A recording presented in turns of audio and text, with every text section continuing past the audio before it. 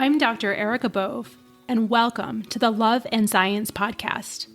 I'm your host, and also the founder of Love and Science, Thriving Through Infertility. I'm so excited you're here today. With over a decade of experience helping thousands of women just like you, I empower professional women to build their families with confidence and compassion. Let's dive in.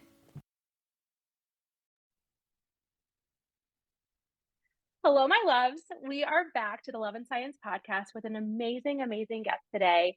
Her name is Dr. Arpita Gupta DePalma, and she is a pediatrician by training who has shifted some of her work to help female physicians and other professionals with anger management. And I want to give a full bio, but the reason I invited her, I connected with her at the Joy and Wholeness conference this summer, was because I think that as we undergo the fertility journey, there can be so many complex emotions which come up, one of which is anger. Sometimes it masquerades as like another emotion. And it's until we can really befriend it, understand it, transform it, we are going to be beholden to this emotion. And there's so much power. You know me, I'm always talking about how can we get our power back. So I cannot wait to sort of have a wonderful conversation, which will help us do just that. So Dr. Arpita, she founded ThoughtWork MD to help physicians and professional women learn how to identify, manage, and then let go of what is not serving them through transformative mindset coaching. She helps powerful women, which is all of us listening to this podcast, learn how to stay ahead of their anger so that they can show up calm, collected, and in control, ready to lead and execute with poise. In her one-on-one and group coaching programs, she provides clients the unique tools they need to optimize how they show up each day in order to accomplish more while being happier doing so. She specializes in helping clients with anger management, time management, perfectionism, and self-worth issues, which I will mention is something that we talk about a lot, in Love and Science as well. Also discussing cultural disparities, business development, and any other ways in which people want to up-level their lives. So as I say in Love and Science, the access point is just the access point, but then it really helps us really understand the way you do one thing is how you do everything to really up-level our lives in every aspect. So welcome, Arpita. It's so great to have you. Thank you for being here. Thank you for having me. That was such a warm introduction. I truly appreciate it. And it was, I will say, 100% a mutual pleasure. Like you said, that we met at Joy and Wholeness, and you're a beam of positive light. And I will say, I just was at a conference in Toronto for Martha Beck and Liz Gilbert, and they talked about the lit people. Yeah, amazing, amazing humans. But they started out this conference talking about the lit people in the world who are part of the team, and this part of this team of enlightenment, and just being on a path for just wholeness and creating joy and creating intentional living. And that is one of the things that I think I noticed with you when we met in July, is that you can see the lit individuals like that energy. Oh, So it that's was so kind. so Well, mutual. it's a self-propagate. It's a propagating thing. Like, and we don't do this in isolation. That's why I mean, like our inner circles have to be super nourishing, and we need to take time every day to plug in spiritually, like all those things, because the flame, it can get really dim unless we nurture it with the people who bring out Yeah. that light. So thank you for that. I cannot wait to hear about that conference offline because I saw it and I was like, that sounds amazing. So tell me a little bit, I think your website is beautiful. It kind of shares your story, but for our listeners who are not like pulling up your website right now, tell us a little bit about your journey and how you pivoted to focus on anger. Yeah, I'm not going to spend a lot of time on this because I know that it can be very lengthy in explaining, but in a nutshell, I was a busy pediatrician mama, handling the kids, handling the household, handling all the things. My husband decided to start his own practice, so then I was overseeing that a little bit, and it was just a rat race of life. And I didn't even really realize how the joy was slowly slipping out. It had become my routine day to day. But what also started trickling in was that anger and resentment and the frustration that was oftentimes misdirected, like it would be taken out on the kids and husband and all the things. And so when COVID happened, we had to shut down the practice, and it was shut down for 8 weeks. And when we opened back up, it took us about 3 months to ramp back up. But within that 3-month period, we lost about 100% of our staff. And Wow. that's when my anger really hit an all-time high because I was already feeling frustrated and angry throughout this career change that I had. But with that, it really kind of tipped the boat, tipped the needle over. And I contacted one of my besties from residency who was also a coach. And she was funny. She said, "Do you want me to coach you or do you want me to be your friend?" And I was like, "Just do whatever the hell you need to do to make me feel better." And so that's how my journey began in terms of learning to have the awareness to start recognizing that we have this huge, unique ability to be kind of the watchers of our mind and be cognizant of what we're thinking. And that ultimately causes all the emotions that we have for the most part. And so that's where I said I have to learn about this and start making some changes. And the driving factor for me were having family members and kids in the household, et cetera, that I didn't want them to be leaving after they went to college and then not even want to spend time with us because I was such a Yeah. raging, not happy person. I don't want to cuss if I'm not allowed to cuss on the website or on. You can cuss. Yeah, Okay, we cuss a okay. lot. We have ethics. Yeah, 'Cause yeah. I cuss a lot, but I'm like, "Oh, I didn't ask you beforehand, so I don't wanna do that if I'm not Only allowed." risk is I might not understand that you're cussing. Part of my vernacular. Okay, good. Yes, yes, because anger, I think that, like, sometimes, like, it's just helpful to let it all go, and, the powerful language in those particular words sometimes is the only way we can represent our true feelings, so yes, absolutely. So you were on this pathway, your friend helped you figure it out. I would imagine she was more in coaching mode than friendship mode at that point. Totally, Yep. totally, 100% Yeah. coach. And, Yeah, yeah. my main thought error was I'm so sick of my dependability being dependent on that of other people, and Mhm. she very quickly helped me see how that was translating into me not being a dependable mom for my kiddos because they didn't know if they were getting raging bitch mom when they came home or if they were getting loving, nurturing mom, right? And so That's right. that's kind of where it all started for me, and it really was a wild, crazy, unexpected journey and transition, like a complete pivot with what I wanted to do for my own personal development, which then became, Yeah. how can I share this with other people because this is a Yep. gift. And the biggest thing I talk about with anger is the shame that we have Yeah. Oh, yeah. of us, so much of the shame that we have with it, that we don't even want to admit that we have it, because women are not supposed to be angry and we're not That's right. supposed to be, showing that you know, unless there's some other major tragedy. And even with that, it's not really appropriate. We're supposed to be nurturing and taking care of other people, quote, quote, air quotes for all this. So, That's right. starting to normalize that, hey, yeah, the shame makes sense why it's there. And we can kind of sit with that emotion too and process through it and then decide if we want to have the courage, muster up that courage to do something about it. So, That's right. Thank you so much for sharing that. I mean, I will say when I was in busy private practice, also during COVID, I was working with a coach, Dr. Sun, and she suggested that I might be angry. And I was just like, no, this isn't anger. even This more is just angry. like it was. "Hey, you think I'm angry? What?" But like, I would get so frustrated when I would get double booked and I would just like flip and I would just I mean it just to the point where I was so angry. I mean I was angry, but I didn't label it as anger. It was like, you know, It like was justified. it was just like what just happened? Like I have no control over my schedule. Like how dare they do that? And then my coach suggested, she's like, Erica, like, do you realize how much energy you're spending right now? Like, maybe like your anger is stealing all your energy. And then maybe if you could figure out like a different way, you might but I was so angry, not just about that, but about all the things. So it was that shift in realization where I'm like, oh, I'm angry. And like it actually makes sense that I'm angry. And then what do I do with that in a way that gives me back the energy that I'm funneling this way? So I guess my first question for you is like, how do we recognize if we're angry? And I'm going to say it that way because I think we're probably all angry at some level, but I'm just Yeah. going to like sort of leave it very broad. How do we recognize if we're angry?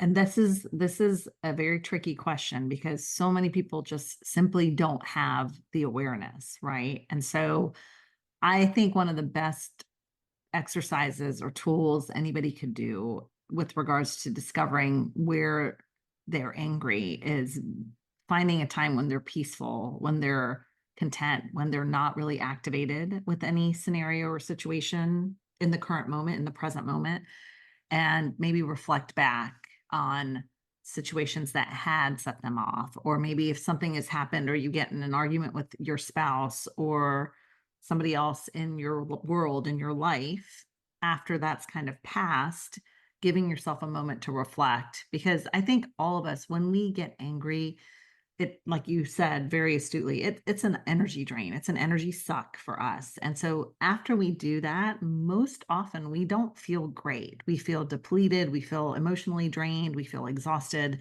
And so maybe making that your cue to have the awareness of, let me just go back and reflect on what happened there. Because when I talk to my clients about anger, the first step is awareness. What set Mhm. you off, and then why did it set you off? And it doesn't always have to make sense. And this is where, we can go and dive deep into some of the trauma. I've done a lot of trauma informed coaching Yeah. um, work to learn about how this impacts us. And so part of this is also recognizing that the anger that we exhibit and the situation that we think has set us off doesn't always make sense. And that's Mhm. okay. This is just the starting point of having awareness of, hey, I got angry there. Let me now maybe start to figure out why. What came up Yes. for me when that happened. That's right. That's so powerful. So we really can't do it like in the heat of the moment. We really need some space from it and some pause, which is so challenging for us busy, mostly female physicians, right? But we have to create that space to, as we do, like, in my program, we do these feelings check-ins just to kind of say, like, okay, like I'm just gonna tune into my body and see what's going on, right?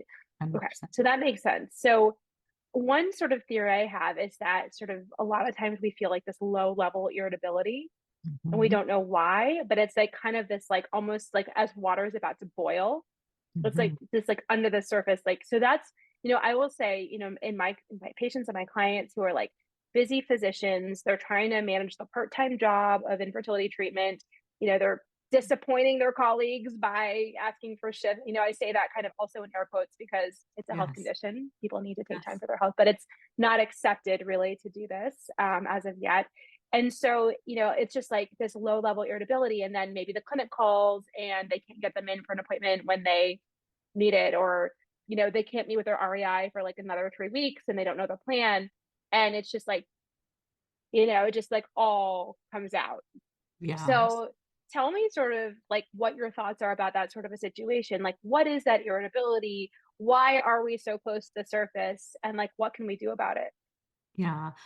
I think what you're referring to is something that Eckhart Tolle calls the pain body, and when we're kind of in this low lying funk, and it could be a combination of things or one simple thing that's kind of got us to that point. But like the examples you gave, you're having an overbooked clinic, you're having to ask about taking time off to go do something that is what is so much so a priority and important for you at that moment with fertility appointments and treatments, and then also having to deal with the strain of just that fact that you're having to work through this in your life, this challenge that you're dealing with. So looking at all of these things as little mini activators per se that are Right. contributing to your sense of frustration, energy, suck, just activation in general. They all combined lead to this kind of boiling point level. And all you need is that final straw on top to set you off, right? Hmm. A part of this is just having that compassion and kindness for yourself to recognize all of the pieces, all of the parts that are contributing, because it's almost always there as what is the source of the anger. Um, Yeah. and it's really something, again, doing that reflection after the fact or even in a peaceful time, like what tends to set you off? What tends to give you this low lying hum or buzz in your body? What are the Hmm. things that just give you the opposite of the sense of ease? Uh, That's what you want to cue into, because when you can start to have the awareness around that, then you can start to plan for it in advance and have the compassion for yourself to just say, I need to give myself a little bit of grace here, that's and right. we move so fast, as you alluded to, we move so fast through our day that we don't even recognize all the pieces that have piled up that have gotten this pyramid to a point where it's about to topple. Um, Right. and so the art is just in recognizing the first one, maybe, okay, that bugged me a little bit. Okay, the second thing has come on. I'm getting a little frustrated here. Noticing the pieces that are contributing to it, and then even pausing to say, let me just sit for a moment and feel what's coming up for me right now in my body. Yes. Yeah, that's right. Like as it's rising, I think the more we can tune in and check in, just have that body awareness, the more we can be getting that feedback like, "Oh, I'm not 100% my body right now. Maybe something's going on." Like, and then recalibrate before it gets to that point of just like explosion. Right, So, exactly. And I'll add that it's not even necessarily anger. And I talk about this a lot on my podcast. And you mentioned mm, also these underlying emotions. What happens with humans is that when we have painful situations in our life, things that we would relate as a negative emotion, doesn't feel good. Um, we don't like to feel that. The body's like the natural protective measure is to not feel pain, right. not be involved with that. And so when we start creating defense mechanisms to avoid having to experience that, one of these defense mechanisms is commonly anger, right? So Yeah. I would rather not feel sad and hurt about the fact that I am having difficulty conceiving right now, or I'm carrying that sadness with me all the time. So that's part of my activation in my system. And then you add to that the bullshit from the nurse who doesn't help you get your time off. And you add to that Yeah. doctor's office that can't get you in and work with your schedule because you're also a busy woman physician. And you add, Right. so it's not necessarily always anger. It's all the other painful emotions that Yeah. we have that we're not allowing ourselves to process that control. Oh gosh, I'm so glad you brought that up. My mentor Kavita always says, "Anger is never driving the bus." But I know I never say always and never, but like, it's like, what is this anger representing, and what like deeper feeling am I afraid to feel? Exactly. I've learned that myself in my own life now that I've sort of come to have a relationship with anger, which is much better than it used to be.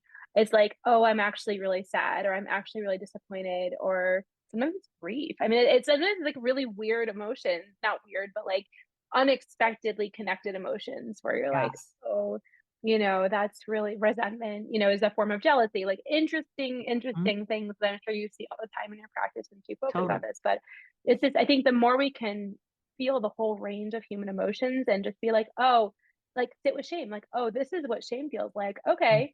So if shame, shows up, it's like, okay, hi shame. How you go? How's it going? I talk to my emotions like they're people, like a part Yeah. of me feels shame. Maybe not all of me feels shame, or a part of me feels angry. Not all of me feels angry. It's like that, Inside Out. I don't know. Have you seen the Inside Out I movies? love it. I actually, this is so funny that you said that. I watched the first one and I have we were talking before we started that my husband's gone this weekend and I have a weekend to myself. So my date with myself on Saturday night is to watch Inside Out too. Oh my gosh, I cannot wait to connect with you after you've done it. I actually have a friend, and her family was like the Inside Out characters for Halloween, which I thought was so creative. Oh, it's so Um, cute.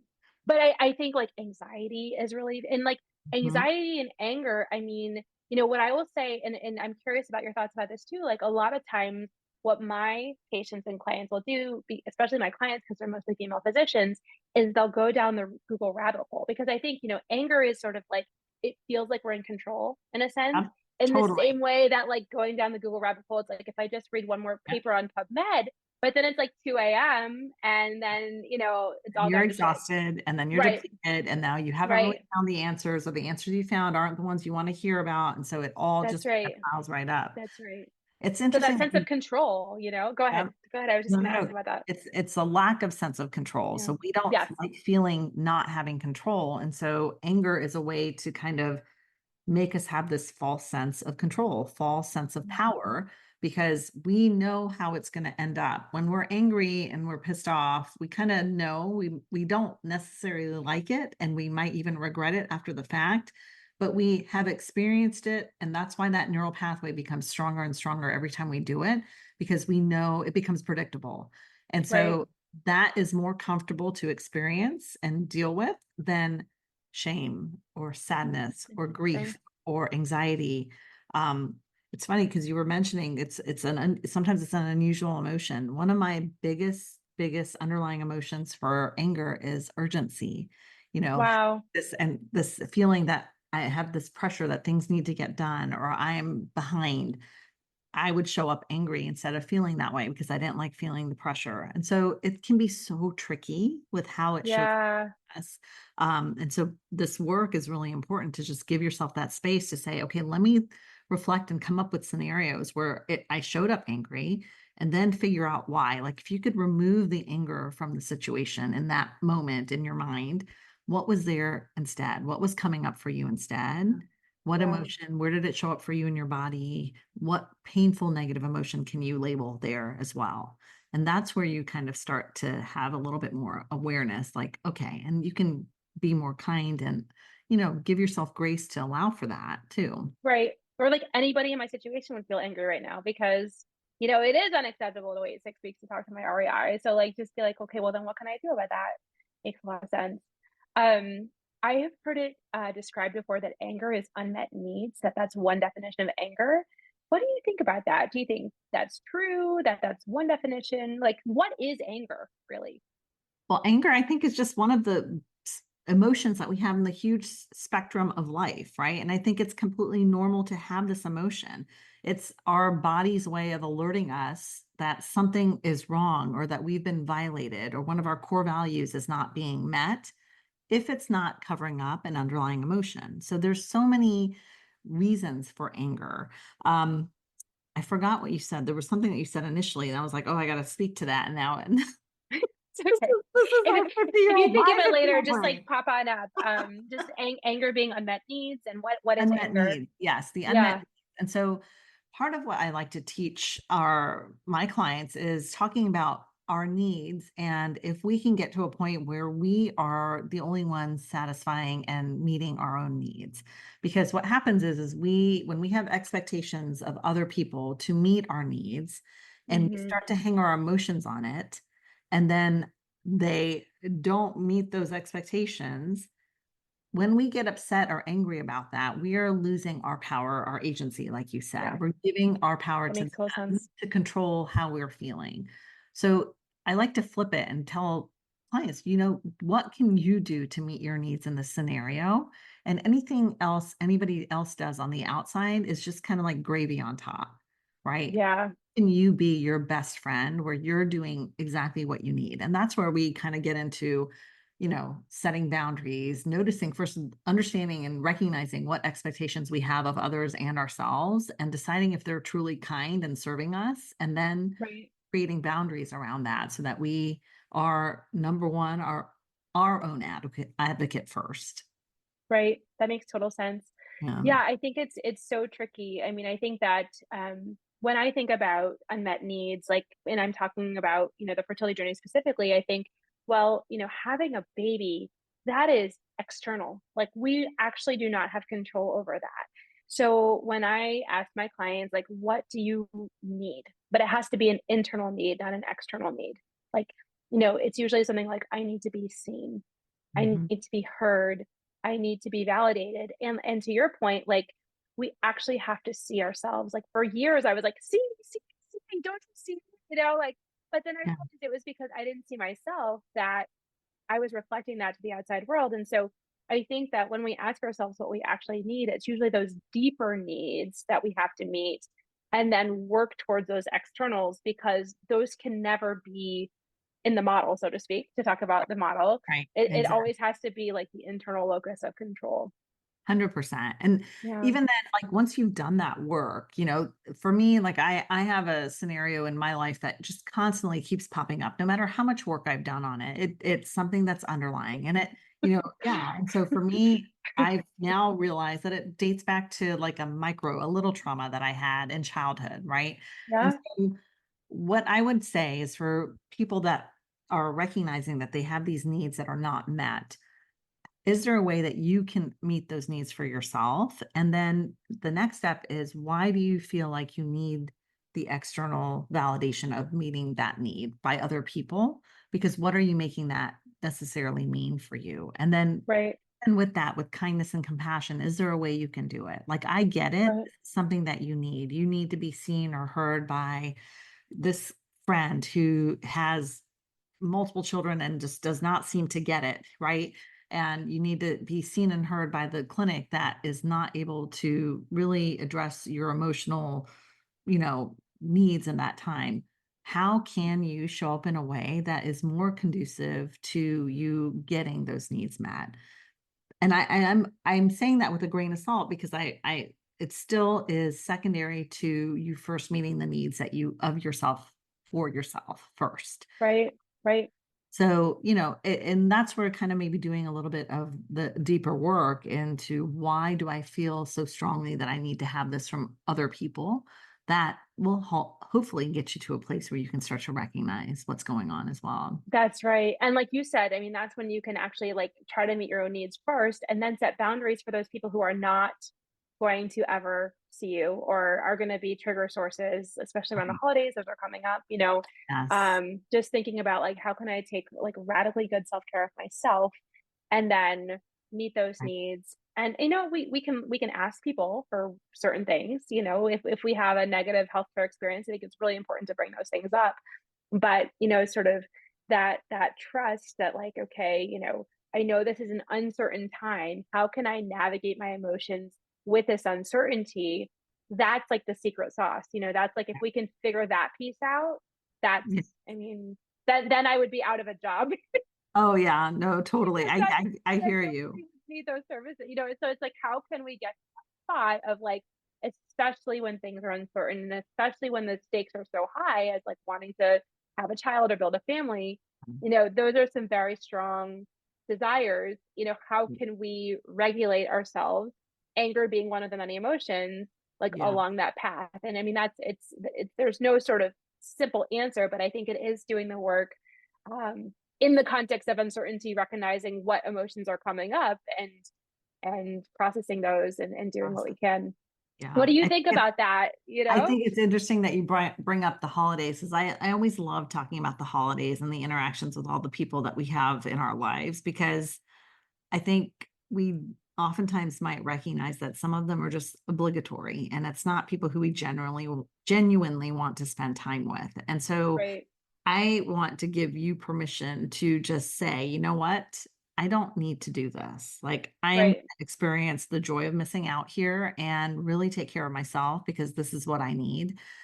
Part of this, it's twofold. Like, can you honor and uphold what your inner knowing knows you want and need for your interactions with people over the holidays? And you might love them, but they also seem to not have a filter or any way of being able to recognize that this is not a topic that I really want to get into. Okay. And right, so you can say, I'm just not going to go. It's not a big deal.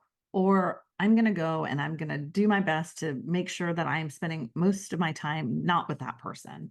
Or right. can we show up in a way where we are coming with pure curiosity? Like, I wonder why this person is such a dumbass and they don't seem to recognize Mm, that this is not something I want to talk about right now. I right, wonder if it's kind of like going back to the bless your heart, darling. Like, what is going on? How can I show up in a way? So, whatever works for you, you've got to pick your yeah, tool that works for you. And sometimes you're forced in situations that you have to be in that you don't want to be in. And that's where the bless your heart, I wonder why they're so clueless. That comes up for me, yeah, coming with curiosity rather than rage. And I'm going to like hit them with full force with the bull with horns. It's whatever makes you ultimately feel good at the end because you are in charge and in control of your energy and who you want right. to, how much you want to give it out to others. That's right. And that curious space. I mean, I think that in my own life, and I can speak to myself, like, I cannot be angry and curious in the same moment. Mm. I have to meet my needs, process the anger in order to shift into that space of genuine curiosity. I can fake Yeah. curiosity, but like I don't fake anything. Yeah. So I think and I think that that curious space I think is a great space to be in because it's like, oh, I wonder what happened in her childhood that she has to do this, or you know, oh, that person must value being a parent so much that they can't get anything, like, oh, they must have nothing else in their life that, like, not to be Yes. negative, but like that is so interesting that like that is like the only way that this person thinks the person can have a meaningful life. Like those are the sort of things that like go in the background of my mind as I'm in those Right. situations because there's like what you can actually say within what you're thinking and processing. And I mean, one of my favorite things to do in upstate New York, which is cold in Vermont, is like just take a breath outside, like just go into the fresh air, Mhm. which is like just so cleansing. Hey, I'm going for a quick walk, I'll be back. And just sometimes, like, if you feel bombarded by all that, you can actually take a break during those things and just be like, do I want to stay? Do I not want to stay? Like, this is getting a little much. Right, And tune in to give yourself that pause in that space, like you talk about in your work, so that we're responding and not reacting and right. really have more agency in that moment. Yeah, and I Yeah. think a lot of times it's harder to do it with people that we care more about, Yeah. because it's hard to understand why they don't get it, and so I will offer just to even consider planning in advance before you're entering a situation where you know these conversations might be coming up, is just deciding if you can show up and how can you show up with unconditional love. Like, I Of know, course. let's just say your mom is the one that just does not let up, or your mother-in-law or whoever, and you know, can you come up with a sentence in your mind that she is truly only doing this because she wants the best for us? And it's got to be believable, obviously, because if you don't believe it, it's not Yep. going to stick, right? But can you come up with something that makes sense for that curiosity of why they show up that way? And Right. just remind that to yourself when any interaction starts happening. And even having a line ready, I love that you care so much and are asking me about this, but I'm not ready to talk about it right now, or I just don't feel like talking about it right now. What's the harm of Yeah. saying it? Just say it That's right. out there. And that way it just shuts it down and you get to enjoy the evening for what you want it to be as well. That's right. I mean, that's so brilliant. Thank you for sharing that. I think a lot of the people listening will take that with them as they think about, how they want their holiday season to be, because we get Right. to choose. We really do get to choose.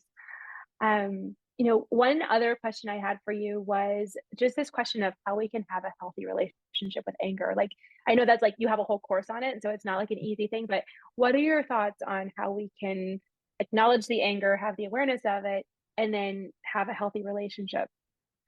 Yeah, I think the first and most important thing is to not make yourself wrong for having it and just recognizing that this is an emotion in this big wheelhouse that we all feel. So you're not wrong, you're not broken, you're not bad for having anger.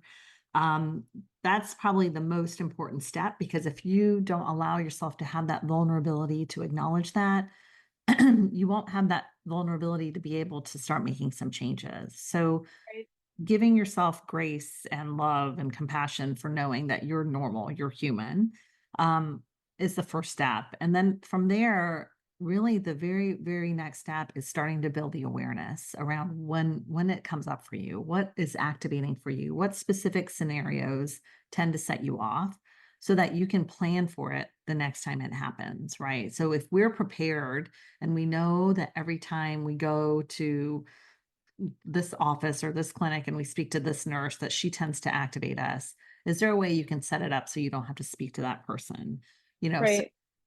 so figuring out your plan in advance for what you're going to do. And if you do end up having to interact with this person, what are you going to notice? Becoming more in tune with your body. For me, when I get angry, my shoulder locks up really tight and I start feeling the heat go up my neck, up into my ears. So just having awareness for how it's showing up for you in your body, because sometimes you might not notice anything other than that. That might be your first Right. signal that you're getting angry. So learning to be more in tune with your body for how it shows up for you. And then when it comes up, giving yourself a pause, the ability to pause, and so one of the tricks that I do with my kids, I mean, they probably know that I do this now, but I'm like, dude, I need a minute. I'll be back. I got to take a minute. Right. Or if it's in my office and it's an employee, I just, say, I forgot one thing. I'll be right back. And I go and take a minute to breathe and just really be present and notice what's coming up for me. So it all revolves around that and just pausing. Like, I think one of the other things is we have so much urgency that we have to hurry up and respond or react to whatever's coming up for us. And then when instead, if we can just say, you know what, I don't have to, I can give myself a minute here. That really gives you a moment to kind of recognize and process and decide, do you want to go back and tackle this situation right now, or can you give yourself a moment, get some, reinforcements back in place, or do further research if needed, whatever you need to do to put yourself in the best position to handle yourself from your prefrontal cortex rather than your primitive brain. So That's amazing. Yeah, because a lot of times the frontal cortex just goes totally offline. And you're like, oh wait, nothing productive is going to happen right yes, now. yes. Oh, that's so brilliant. So it's really like tuning into the body and just having that awareness, like, oh, I think I have anger. Part of me feels angry right now. Yes, there's absolutely Recognizing what that is for me, it's like my face gets hot. Like I'm like, oh, the face is hot again. That's really interesting. yes. Yeah. But again, like I talk to myself so differently than I would have talked to myself. Like, oh, my face is hot. Like that is a curious response, not like, oh, Erica, here you go again. You're just angry. You're just an Mhm. angry person. Like, but like, oh, that's interesting. I wonder what's causing Yeah. that. Okay, is that how I want to show up? Right. Okay, well, like let's see if we can step away, process this, figure out what caused it. And like as I talk about, in my program, it's like we navigate triggers all the time. Seeing a pregnant person in public, or whatever it is, a baptism. I mean, gosh, all these things are so darn triggering. A pregnancy announcement. But what happens is that the post trigger analysis becomes the pre trigger prevention, right? So it's like we're Exactly. always in this cycle. We will always have these stimuli around us. As my mentor Kavita says, like our triggers show us where we need healing the most, and it's like, okay, I must need some healing here, and like how can I bring down my nervous system in this moment, create awareness about these patterns, these situations, and then choose how I want to proceed. And like you said, sometimes it takes like time and space, Yeah. which, but again, like we have this sense of like responding to the email right away, responding to the text message right away, like this urgency. And sometimes that quick urgent response, I promise you, is like not going to be my best response at all. Like Yeah. I'm going to come from such a higher space if I can just really take a breath, or 100 breaths. Yes. No, and that is so powerful, like you were saying. And I love that. The post-trigger analysis is the pre-trigger prevention. I mean, I've never Yeah. heard it stated like that. That's very, very concise and on point, right? And so Yeah. you're noticing like this is where that compassion, that self-compassion really comes in. Like you gave so many examples that make so much sense for why they would be activating to a woman who's trying to conceive and have a baby. And so when you are in that space and you notice that, can you just sit with yourself and allow yourself to grieve, to feel Yeah. the hurt, the sadness, whatever is coming up, because that's what allows the healing and that's what allows it Yes. to come from more intention rather than reaction, right? And Feeling the feelings. It always comes back to feeling the it feelings. always comes back to feeling the feelings. And Ugh, the sad thing is the doctors don't know how to do it really well. And that's where we need to do a lot of practice and work.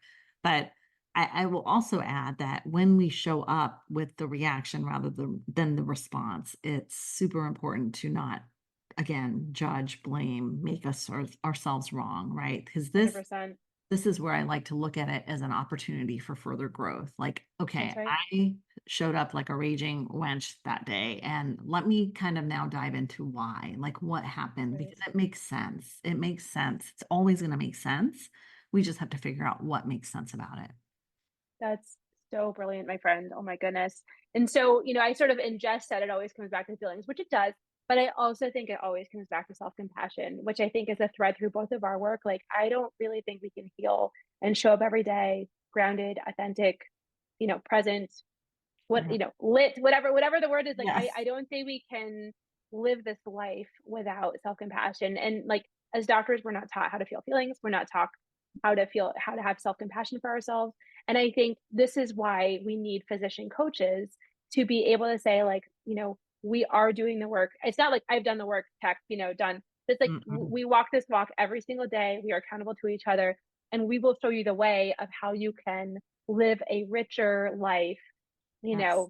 And I'm like, the goal is never to be like in coaching school. We went to the same coaching school. It's never to be like, okay, and now all my problems are gone. It's always going to be fifty Mm. 50 or different proportions of that. But it's like, how can I live the most authentic life I can, with love, with grace, with forgiveness, with all those things? Because as far as I know, we have one life to live. Yeah. And I want to be able to weather the storms as best I can. And, all my clients are trying to become mothers, right? It's like, this is a legacy that we can pass on through the generations as well.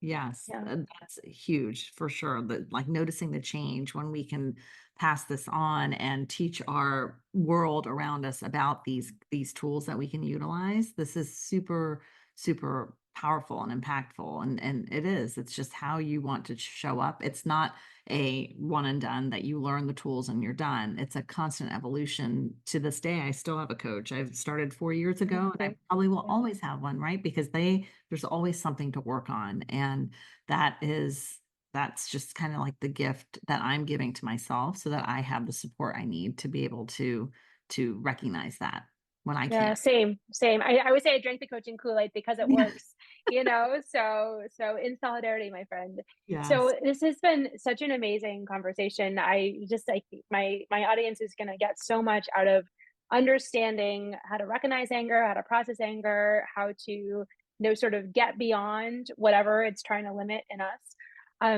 Tell us where the listeners can find you. Oh, wow. Okay. Well, I have a couple of things out. We have our original podcast was called Doctors Living Deliberately. And we did that just to kind of give general mindset tips for physicians and teach them how we can live a life of intention. But I shifted and created a new podcast called From Pissed Off to Poised. And that launched actually October of this year.